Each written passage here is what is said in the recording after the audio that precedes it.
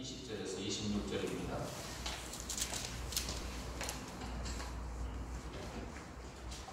하나님의 말씀은 욥기서 3장 20절에서 26절입니다.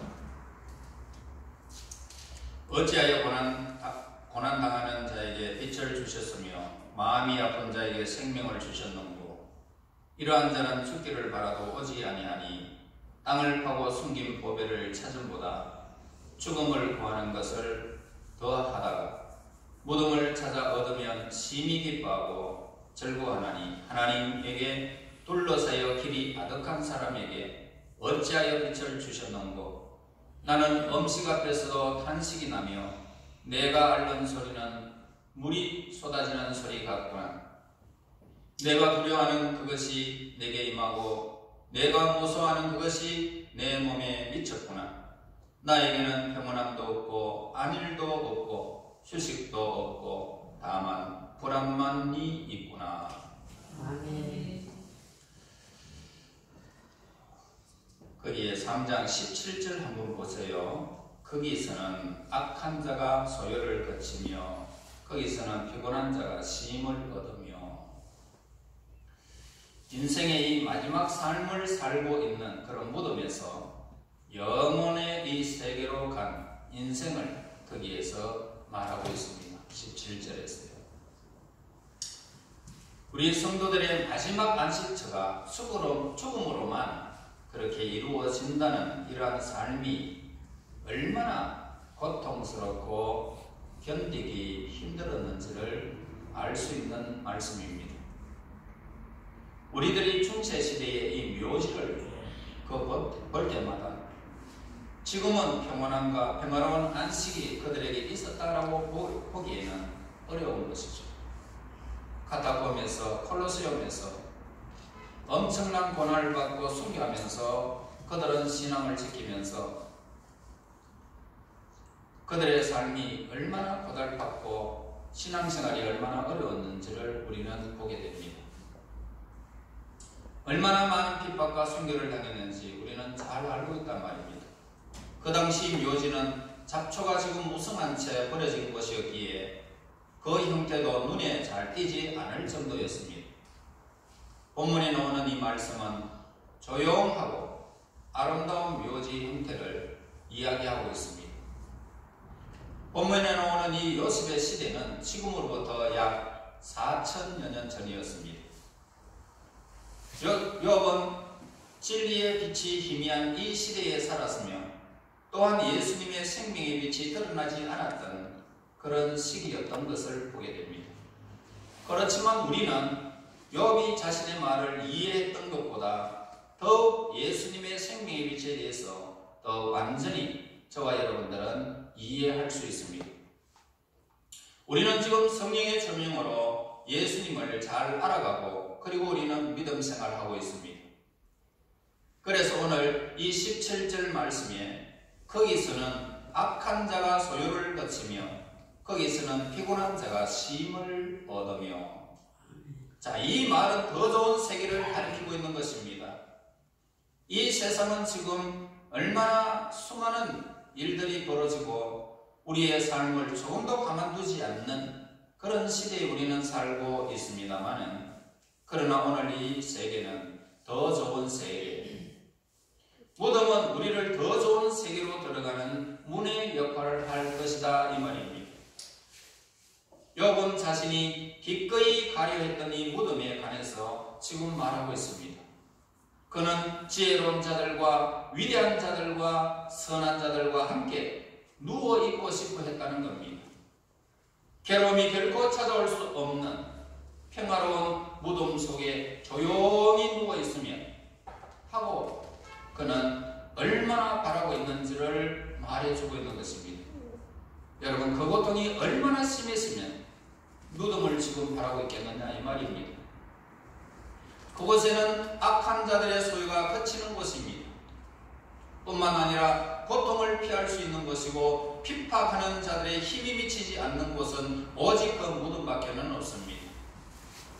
세상의 모든 원수들로부터 완전히 벗어나 보이지 않는 그런 세계 강자들의 모습보다 더 평안한 모습은 우리는 이 땅에서 찾아볼 수는 없습니다. 지금 우리가 살고 있는 곳에는 지친 자들이 저와 여러분 중에도 그리고 우리 주변에도 얼마나 많은지 모릅니다. 세상은 성도들의 삶을 그냥 두고 보지 않기 때문이다 이 말입니다. 그러나 무덤은 영원한 안식의 장소라고 생각하는 것은 잘못된 생각이다 라고 말할 수 있습니다. 우리가 생각하기에는 그곳에는 육신의 잠을 자고 있는 것처럼 보이지만 전혀 우리 믿는 사람들의 하나님께서 우리에게 허락하신 이 말씀 속에서는 전혀 그렇지 않다는 것을 보게 됩니다.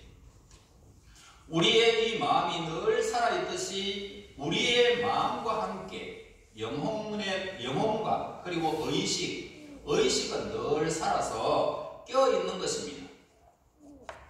다시 말해서 우리는 이 세상에 우리의 육체가 다 한다 할지라도 우리는 늘 의식이 그대로 살아있다 이 말입니다. 그러므로 우리의 영혼은 우리의 자신이기 때문입니다. 우리 자신은 잠을 자든지 이 땅 위에 내 육신이 죽음을 맞이하여 무덤으로 가든지 오늘 우리의 영혼은 내 자신이기 때문에 늘 깨어있는 것입니다. 그래서 우리는 하나님의 형상대로 지음을 받았기 때문에 우리는 영원히 죽지 않는 나 자신의 영혼, 내 자신이 있다는 것입니다. 그러므로 다른 세계에는 영혼을 의식하지 못할 것이다 라고 단정하는 것은 무신론자들의 발상일 뿐이라는 것입니다. 여러분, 사람들은 죽음은 끝이라고 생각하면서 지금 극단적인 선택을 하는 사람들이 얼마나 많이 있습니다. 그러나 우리의 자신은 그 육신의 죽음으로 우리의 자신이 없어지는 것이 결코 아닌 것을 우리는 알아야 하는 것입니다. 우리의 영혼은 나 자신이에요. 그래서 17절 거기서는 악한 자가 소유를 거치며 거기서는 피곤한 자가 쉼을 얻으며 이 말씀은 더 좋은 세계, 즉 그 세계는 안전함과 쉼이 있다는 그런 사건을 우리에게 말해주고 있는 것입니다. 모든 악한 정신, 악한 생각, 그리고 악한 영향력들이 소유를 거친다라는 것입니다. 그리고 우리의 내부와 우리의 주위의 모든 악한 것들을 제거될 것입니다. 그러한 악이 사라진다면 우리에게는 괴로움도 슬픔도 사라질 것입니다. 우리 주위의 모든 악과 괴로움들은 우리에게 고통과 아픔만 아니라 우리에게 다시는 회복할 수 없는 극도의 영적인 해를 끼치기 위해서 소유를 일으키는 무서운 능력을 가지고 있습니다. 그러나 하늘나라에는 괴로움이 없을 것이라는 소극적인 보장 이외에도 우리에게 적극적인 축복도 약속되어 있는 장소입니다. 우리는 그 세계에서 틀림없이 죄와 슬픔과 수고와 불안과 유혹과 고통에서 벗어나서 영원한 안식을 누리게 될 것입니다. 그러나 우리는 말로서 이 세계를 다 표현할 수 있느냐? 없다 이 말입니다. 그 세계를 어떻게 말로? 우리가 가게 될 그 세계는 그 이상의 것이 있다는 것을 우리는 알게 되어집니다. 지친 영혼으로 하여금 이전에 결코 체험한 적이 없는 안식을 누리게 하는 예수님의 임재가 그곳에 있는 것입니다. 그 세계는 우리는 조용하고 편안하며 만족스럽고 순간 기쁨을 영원히 누리게 될 것입니다. 우리의 마음을 조용히 진정시킬 수 있는 유일한 안식처는 예수님께서 우리에게 주실 것입니다. 여러분, 사람이 죽음을 바랄 정도로 비참한 고통 속에 빠져 있을지라도 죽기보다는 오히려 살아야겠다는 노력을 해야 할 것입니다. 그 이유는 뭡니까? 다음과 같은 것들 때문이에요. 욥의 경우와 같은 고통은 우리의 영혼의 참된 안식을 누리는데 필요한 수단이 될 것입니다. 사람은 자신의 고통을 당하는 이유를 잘 깨달지 못할 때가 얼마나 많은지 모릅니다. 바보들은요, 그들이 당하는 괴로움이나 그들이 당하는 고통을 전혀 느끼지 못합니다. 자신이 누구며 어떠한 삶을 살고 있는지도 모르고 그렇게 살아가기 때문입니다. 그러나 우리에게는 교만과 자기 신뢰와 권세와 명예욕이 우리 인간에게는 늘 있다는 것입니다. 그러므로 하나님 앞에 회개하며 이 모든 것을 내려놓을 수 있는 기회가 바로 고통의 때라는 것입니다. 그래서 우리에게 하나님은 슬픔도 주시고 고통도 주시고 괴로움도 주시는 거예요. 또한 이 고통은 인간에게 참된 복종이 무엇인지를 가르쳐 주는 것입니다. 그리고 자신을 기꺼이 하나님께 맡기도록 이끌어주기 위해서 꼭 필요한 그런 사건을 하나님께서 우리에게 허락하신 것입니다. 또한 이 고통은 사람에게 죽음을 준비시키기 위해서 필요한 것들이라는 겁니다. 사람들은요, 종종 죽음을 바라면서 그들의 고통이 죽음으로써 유한이 될 것이다 라고 그렇게 생각하지만은 죽음에 대해서 완전하게 준비되어 있지 않는 상태에서의 죽음은요, 그들에게는 가장 큰 불행이 되는 것입니다. 죄인에게는 무덤이 안식이 되지 못한다는 말입니다.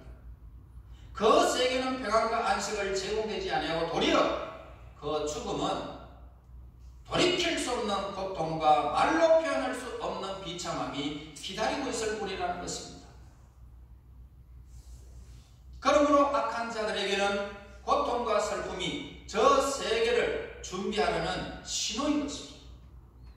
그래서 그들이 잘 나가는 길을 막으면서 하나님은 너희들이 지금 살고 있는 이것은 잘못되어졌다 라고 막지만 그 사람들은 결단적인 선택을 하면서 괴로움을 잊으려고 하는 어리석음의 삶을 마무리하려고 하는 사람들이 얼마나 많은지 모릅니다. 그와 같이 인간에게는 슬픔과 고통을 허락하시는 하나님의 섭리는 악한 자들에게 장래의 고통이 얼마나 견딜 수 없는 것이며 그들이 죽을 각오가 되어 있는 것이 중요한가를 우리에게 나타내고 있는 것입니다. 만약 그들이 이 짧은 세상에서 경험하는 일시적인 고통과 슬픔을 참을 수 없다면 영원한 고통을 어떻게 견딜 수 있겠느냐는 것입니다. 정말 우리가 슬픈 일이 아닐 수 없습니다. 그래서 여러분, 우리 주변에 아직까지도 준비되지 않고 세상적으로 살아가는 인생들을 불쌍히 여기는 것입니다. 만약 그들이 무덤을 편안한 곳으로 알고 육신의 고통에서 벗어나기를 그토록 원한다면 그들에게 있어서 영원한 고통을 당하지 않는 방법을 선택하는 것이 현명한 일일 것입니다. 죄인들에게 있어서 고통으로부터 벗어날 수 있는 것은 뭡니까? 무덤이 아니죠. 무덤이 아니라 예수 그리스도의 십자가의 피로 죄를 용서받고 믿음으로 그들을 하늘나라로 초대되는 것입니다. 이것이 고통에서 벗어날 수 있는 유일한 길이며 그 거룩한 영화로운 하늘나라만 고통과 죄에서 벗어나는 참된 평안과 안식을 누릴 영원한 휴식처가 바로 예수 그리스도 안에 있는 것입니다. 23절 같이 읽겠습니다. 하나님에게 시작. 하나님에게 둘러싸여 기이하던 사람에게 어찌하여 빛을 주셨는고. 욥이 이렇게 물었던 것은 예수님으로 말미암아 구원받은 사람은 도저히 처할 수 없는 비참한 고통 중에 놓여 있다라는 것입니다. 다시 말해서 하나님의 자녀들은 하나님이 복을 주셔서 하나님의 선하신 손길 아래 그 은총 아래 있게 되어지는데 왜 어찌하여 이러한 고통 속에 내가 이렇게 아득한 이 세상 속에서 내가 헤쳐나갈 수 없는 이 아득한 사람에게 어찌하여 빛을 주셨는고? 이 슬픈 시기에 다음과 같은 두 가지 사실 때문에 욥은 참을 수 없는 고통과 그 괴로움을 당했던 것을 보게 됩니다. 첫째 뭡니까? 그는 자신의 고통을 마땅한 것으로 받아들일 수 없다는 것입니다. 나는 이 고통을 도저히 마땅한 것으로 나는 받아들일 수 없다. 그는 선한 행위를 하면 복을 받는다는 분명한 사실을 하나님께로부터 받았고 믿고 있었던 것입니다. 하지만 스스로 선한 삶을 살았다고 생각했지만 그는 더할 나위 없이 비천한 상태에 놓이게 되었었다는 것입니다. 하나님의 공의로 그에게 주어진 빛으로도 그를 편안하게 할 수가 없었단 말입니다. 다 불안하여 안절부절 못하는 그 예민한 정신 때문에 그는 순간순간마다 시련을 겪을 수밖에 없었던 것입니다. 그 다음에 두 번째로 그는 자신의 삶에만 빛이 없는 것처럼 생각하고 있다는 것을 보게 됩니다. 왜 빛을 주셨는고? 빛이 없었으면 안 보았을 텐데 이 말이에요. 만약 다른 한 사람들로 혹은 악한 사람이라도 욥과 함께 같이 고난을 함께 당했더라면 욥은 자신의 고통을 보다 더 잘 참아왔을 것입니다.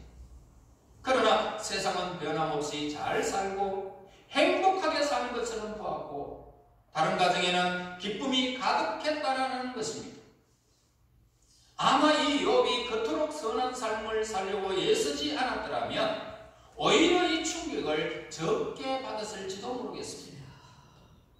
그의 완전한 성품은 오히려 매우 쉽게 마음의 상처를 입도록 만든 요인이 된 것입니다. 마찬가지로 오늘날에도 이것이 우리가 범할 수 있는 가장 심각한 잘못된 가운데 하나가 아닐까 그렇게 생각되어집니다. 우리가 고통 가운데 자제력을 잃어버리고 하나님의 섭리를 이해하려고 애쓸지는 모르겠습니다. 그와 같은 삶의 상태와 그와 같은 마음의 상태로 하나님의 오묘하신 섭리를 발견하려고 애쓰는 것은 마치 고장난 오르간에 맞추어서 멋있는 찬송을 부르려고 하면서 그 찬송이 좋지 않다라고 생각하는 것과 같은 것입니다. 욥과 그의 친구들은 그 신비에 관한 모든 것을 깊이 생각했고 그들이 내린 결론은 대체로 옳은 것들이었습니다. 그러나 그들은 하나님의 뜻을 사람의 그 삶 가운데서 큰 목적으로 성취하는 것으로 받아들이는 것을 잊고 있었다는 것을 보게 됩니다. 사람은요, 하나님의 고귀한 목적에 의해서 전보다 더 고귀한 뜻을 발견하게 될 것입니다. 만약 이 욥이요 하나님의 주도하시는 섭리의 문제로 인하여 자신의 마음을 아프게 하면서 죄 가운데 앉아 있었을 때에 스스로 당했던 문제들을 해결하기 위한 방법을 알았더라면 그는 쉽게 용기를 얻을 수 있게 되었을 것입니다. 여러분, 우리가 극심한 고통과 극심한 환경 가운데 우리의 삶이 주어졌을 때에 스스로 해결할 수 있는 능력이 우리에게 있습니까? 없어요. 이게 욥이나 우리나 다 똑같은 처지. 한 개인의 고통이 단지 그 사람의 것이 아니라는 말입니다. 하나님은 결코 한 사람에게만 하나님의 공의를 행하시는 분은 결코 아니십니다. 우리는 하나님의 뜻을 알 수 없어요. 그리고 우리는 어떤 사람에게 무슨 시련을 기다리고 있는지도 우리는 알지 못하는 것입니다. 내일이 무슨 일이 벌어질지, 다음에 순간순간이 어떻게 진행되어질지 우리는 어떤 사람에게도 그 사건을 감지할 수도 없고 무슨 일이 벌어진다고 우리는 알 수가 없는 거예요. 그리고 우리는 어떤 사람에게 무슨 시련이 기다리고 있는지 전혀 알지 못한다 이 말입니다. 우리는 욥기를 통해서 욥이 당한 이 고통의 나날들을 결국은 그의 욥을 기억하고 본받도록 만든 참으로 가치 있는 날들로 드러나게 되는 것을 보게 됩니다. 우리가 고통당하는 날을 만날지라도 다음과 같은 사실을 결코 저와 여러분 잊어서는 안 될 것입니다. 겉으로 빛을 잃어버리고 방황하는 날들은 우리가 이 땅에서 살도록 부름받은 날 중에는 가장 귀중한 날이 된다는 사실을 우리는 세월이 지나면 알게 된다는 말입니다. 이 고통이 정말 나를 이렇게 세울까? 그것이 아니었더라면 나는 어떤 사람이었을까? 상상만 해도 우리는 끔찍한 일들인 것입니다. 욥의 괴물을 살펴보면 지금의 삶 자체는 고통입니다. 그래서 23절에 하나님에게 둘러싸여 길이 아득한 사람에게 어찌 빛을 주시노? 여러분, 길이 아득한 사람에게 빛이 있으면 어떻게 될까요? 아예 어두운 길이라면 자기 모습은 감출 수 있지만 머리부터 발까지 엄청난 종기와 터진 데 없이 그냥 다 물러 터져버렸는데 빛이 있으면 그 모습이 드러날 때 얼마나 기가 차겠습니까? 자신의 모습. 그지요? 그래서 그에게 생명의 빛은 있지만 위로의 빛이 없었단 말입니다.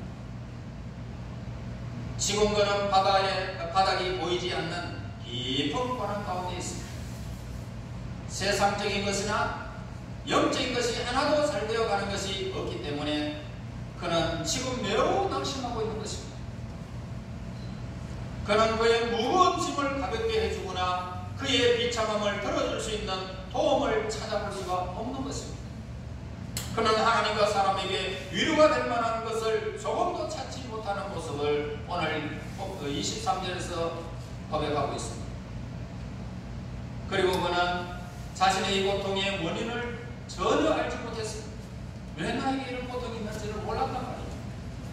특별한 죄를 범한 것도 아니고 그리고 그런 고통의 좋은 결과를 가져오는 것처럼 보이지도 않았습니다. 그러나 우리는 아무런 이유를 알 수 없다고 해서 고통의 원인이 전혀 없다라고 추론해서는 안 된다는 것을 우리는 성경에서 늘 우리에게 가르쳐주고 있습니다. 눈으로 보이는 것만으로 판단하는 것은 위험하기 때문이라 이 말입니다. 그리고 그는 고통 가운데 어떻게 해야 할지 몰랐습니다. 인내는 힘이 들었고 지혜는 어렵고 확신은 부족하고 기쁨은 사라졌고 마음은 심한 우울증에 사로잡혀 있었던 것입니다. 만약 우리가 그토록 비참한 가운데 있다면 우리 역시 그렇게 욥처럼 느꼈을 것입니다. 왜 나에게 빛이 주셔서 내 어두우고 침울한 내 삶을 이렇게 비추고 있는가? 어찌하여 빛을 주셨는고? 라고 했을 것입니다. 여러분, 우리는 이 말에 대해서 너무나도 위험하다는 사실을 기억해야 됩니다. 어찌하여 나에게 빛을 주셨는가? 이러한 질문은요, 교만한 마음에서 나올 수밖에 없습니다. 인간의 무지에서 나오는 말은요, 우리가 삼가해야 할 것입니다. 성경에 기록되었다고 나쁜 소리까지 우리가 그걸 기억해가지고 우리의 삶의 모든 방향을 그렇게 몰고 가서 안 된단 말입니다. 저와 여러분 인생은 알 수가 없습니다. 그러므로 이 말은 하나님의 명예를 손상시키는 말인 것입니다. 어찌하여 빛을 주셨노? 하나님은 생명의 권능이시여 빛의 하나님이십니다.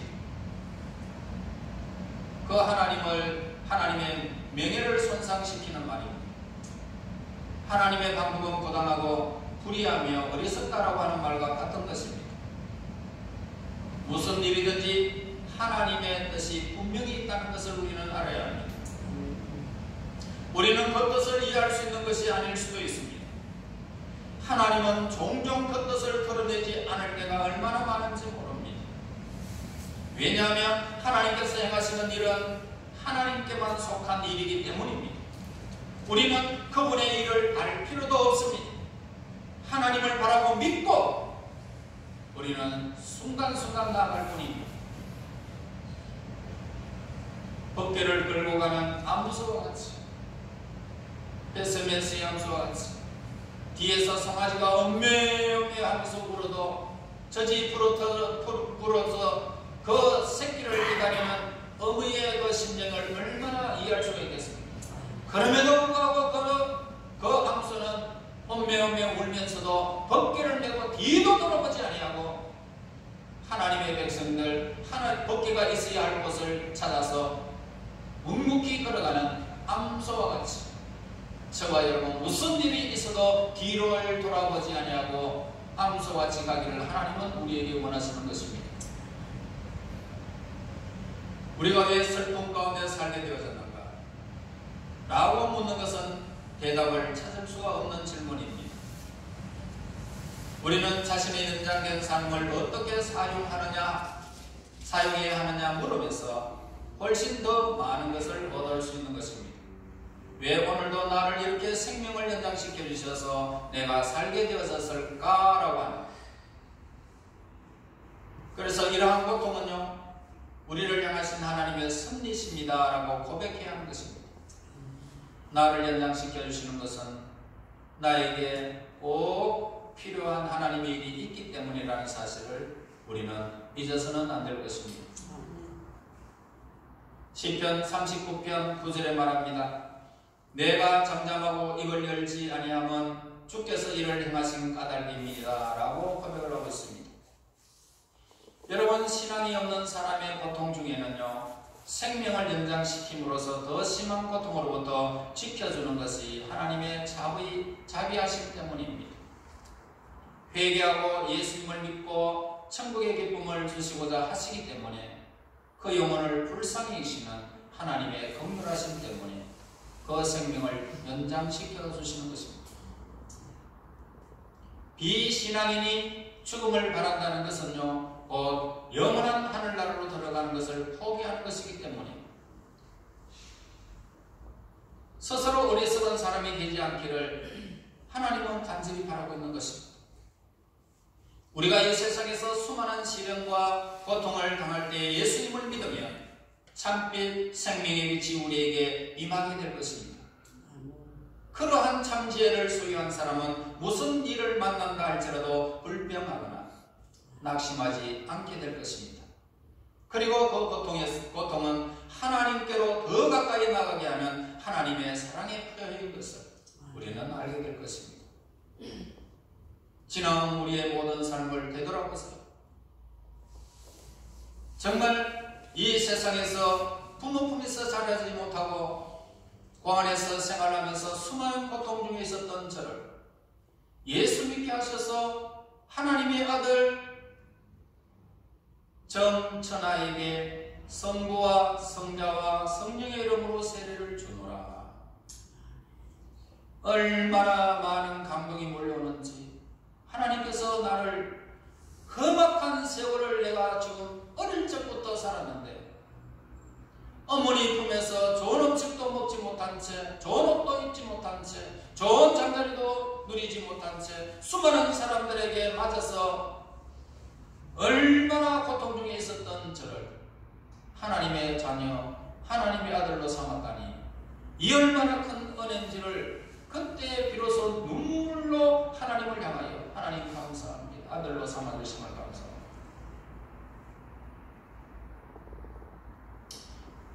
여러분, 모든 고통에는 하나님의 사랑의 표라는 사실을 우리는 잊어서는 안 될 것입니다. 이제 우리 믿는 사람들을 위해서 더 확실한 대답이 있습니다. 우리들의 시련은 우리 자신을 깨닫게 하기 위한 것입니다. 내 자신을 깨달지 못하면 오늘 우리는 이 세상 속에서 흘러가는 세월 속에서 정말 어리석은 자가 되는 것입니다. 깊고 깊은 영적 고뇌 가운데 우리는 자신이 어떠한 상태인지를 우리는 발견해야 합니다. 여러분, 자신을 하나님께로 더 가까이 인도하기 위한 하나님의 섭리라는 사실, 이 풍랑 인연하여 더 빨리 갑니다. 장애물이 우리를 에워싸서 하나님께로 가는 길을 막을지라도 우리는 예수님의 빛을 따라 더욱 가까이 가야 하는 것입니다. 이러한 의지를 하나님은 얼마나 기뻐하시는지 몰라요. 내가 고통 중에 있을 때에 다른 사람은 이불을 뒤집어 쓰고 세상 다 싫다라고 하는 그런 자포자기 상태에 있지만 하나님의 백성들은 눈물을 머금고 하나님 앞으로 나아가는 것을 하나님이 얼마나 기뻐하시는지 모른다는 거예요. 하나님께서 우리의 삶을 더욱 은혜 가운데 인도해 주시는 까닭이 뭡니까? 우리들이 이 세상 사람들에게 본이 되기 위해서 하나님은 은혜를 베푸시는 것입니다. 아브라함을 복되게 하셨습니다. 이삭을 복되게 하셨습니다. 야곱을 복되게 하셨습니다. 오늘 우리를 복되게 하실 것입니다. 우리 하나님의 사람들이 특별히 선택되는 경우들이 얼마나 많이 있습니다. 그것은 하나님의 음성을 찬미하기 위해서 특별히 저와 여러분들을 선택하셨습니다. 만약 우리의 길이 언제나 맑게, 밝게, 행복하게 빛이 난다면 우리는 스스로 교만해져서 하나님이 지켜주시고 위로하시고 구원하시는 능력을 잘 나타낼 수가 없을 것입니다. 하나님께서 주시는 모든 고난은 더 큰 영광을 위해서 우리들을 준비시키기 위함이며 여러분으로 하여금 고난 가운데 사셨던 예수님을 따라가기 위함이었던 것입니다. 예수님은 십자가를 지시는 것은 그 뒤에 영광을 보았기 때문입니다. 저와 여러분 믿음으로 그 뒤에 영광을 바라보며 지금도 우리는 인내하고 있는 것입니다. 예수님은 고난과 고통 뒤에 있는 영광을 보았기에 부끄러움을 상관하지 않았던 것입니다. 우리의 삶은 결코 길지 않습니다. 여러분 100년이라 해도 금방 갑니다. 120년 산다 그래도 별것 아닙니다. 바로 우리 눈앞에 오는 것입니다. 여러분 우리들이 가야 할 길이 보이지 않을 때에 하나님의 성령에 비치는 등불이 되어 오늘 예수님께서 우리와 세상 끝날까지 동행하실 것을 믿고요. 그 약속의 언약 가운데 무슨 일을 만나든지 두려워하지 마십시오. 여러분 결국은 우리는 안식을 누리게 될 것입니다. 예수님 안에서 진정한 평안과 안식이 저와 여러분의 사는 날 동안 그리고 영원토록 함께 하시기를 예수 이름으로 축원합니다. 아멘. 하나님 감사합니다. 저희들이 무엇인가인데 주 예수 그리스도의 보배로운 피로 구원하여 주시고 새하늘과 새 땅을 마련하사 이제 그 영광스러운 안식에 저희들을 초대함을 받게 됨을 진실로 감사합니다.